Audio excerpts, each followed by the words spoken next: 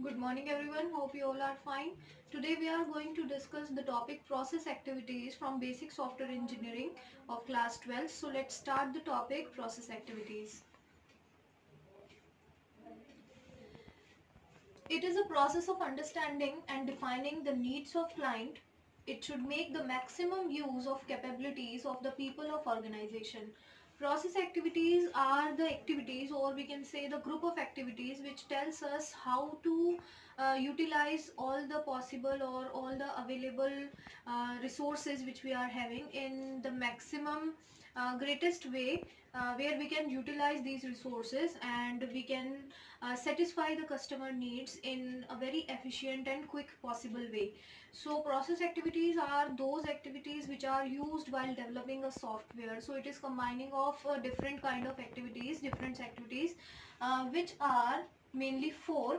The first one is software specification, second is software design and implementation, third is software validation, and fourth is software evolution. So let's start with the first one, software specification.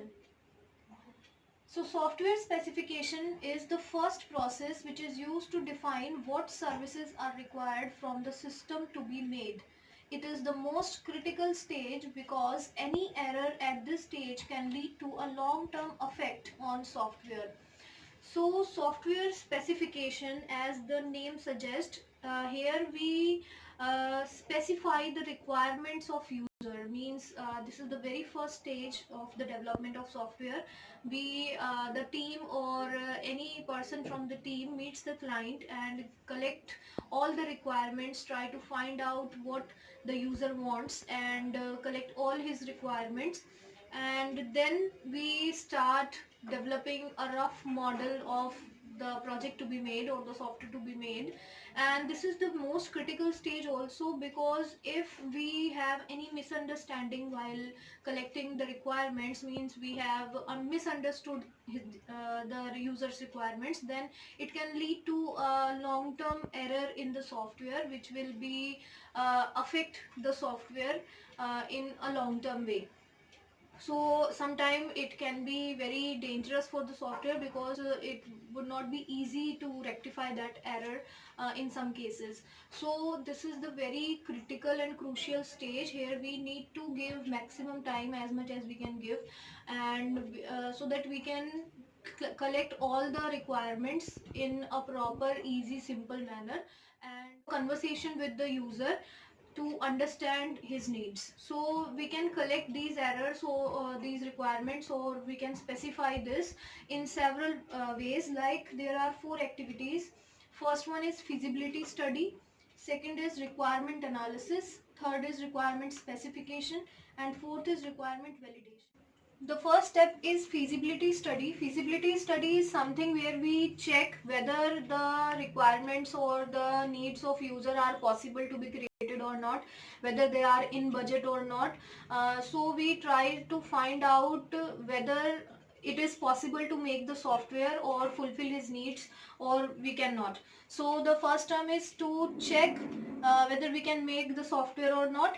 The next is requirement analysis. Here we analyze the requirements which are gathered from the user, and we tries to differentiate, or we tries to create different models of that requirements as per their categories. So we try to categorize, and we try to analyze what actually the needs of software are.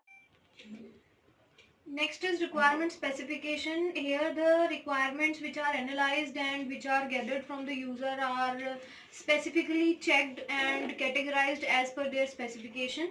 Next is requirement validation. Here we again recheck those requirements which we have understood with the user or with the client, that whether we have understand them well or not, if there is any misconception or misunderstanding, so we can rectify that. So here we validate our requirements which we have understood from this step. So this was the first and very critical step, that software specification. After this step we used to have the proper idea what we want or what the user want, and on what software or on what needs we have to work. So we move towards the next step, that is Software design and implementation. It is the process of converting system specification into an executable system. It involves the process of software design and programming.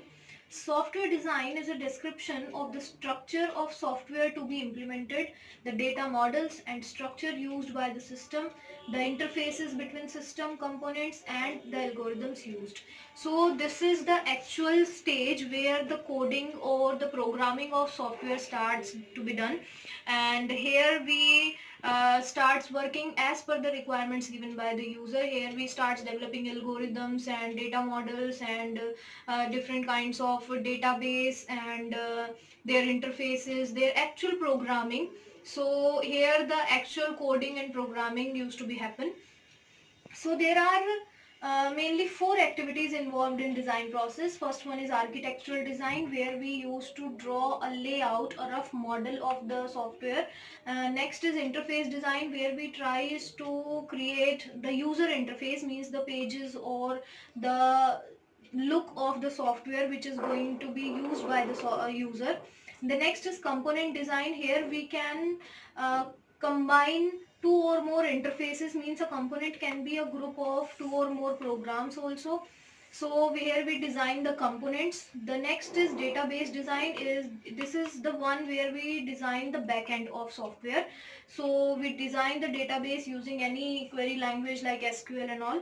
So here we design the database. So these are the four main activities involved in design process. Here we design the rough model, the overall architecture of the software. Here we design the pages individually, and here we design the components, meaning the group of interfaces, or if we have a previous component also, so we design their interfaces and components. And next is database. Here we design the backend. So this was the second process and very important topic, where we actually program or code for our project.